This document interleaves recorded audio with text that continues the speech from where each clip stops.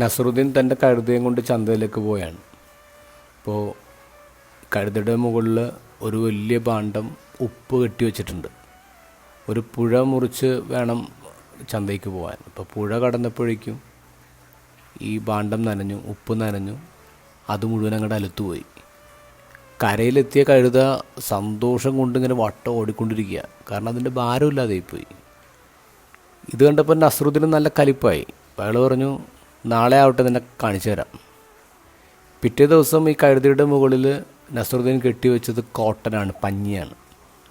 പുഴ കടന്നപ്പോൾ അത് നനഞ്ഞ് ഇരട്ടി ഭാരമായി. മുങ്ങിച്ചാവാതെ കഷ്ടിച്ചാണ് ഈ കഴുത രക്ഷപ്പെട്ടെ.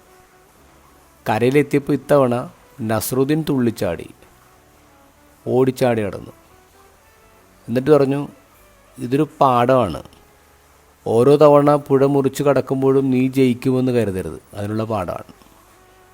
ഈ കഥ പറഞ്ഞിട്ട് ആൻ്റണി ഡിമെല്ലോ കൂട്ടിച്ചേർക്കുന്ന ഇങ്ങനെയാണ്: രണ്ടുപേര് മതത്തിലേക്ക് നടന്നു കയറി, ഒരാൾ രക്ഷപ്പെട്ടു, മറ്റേ ആൾ ചത്തുപോയി. ഇന്നത്തെ ഗോസ്പലിൽ ദുരന്തം പറച്ചിലാണ്.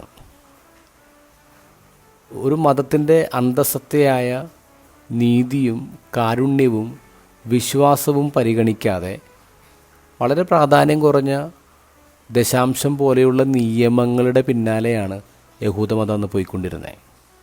അങ്ങനെ സാധാരണ മനുഷ്യരെ വളരെയധികം ഭാരപ്പെടുത്തി ഈ കുഞ്ഞു നിയമങ്ങൾ. ശരിക്കും മതം എന്ന് പറയുന്നത് സ്വാതന്ത്ര്യമല്ലേ, ബന്ധനമല്ലല്ലോ, ഭാരമല്ലല്ലോ.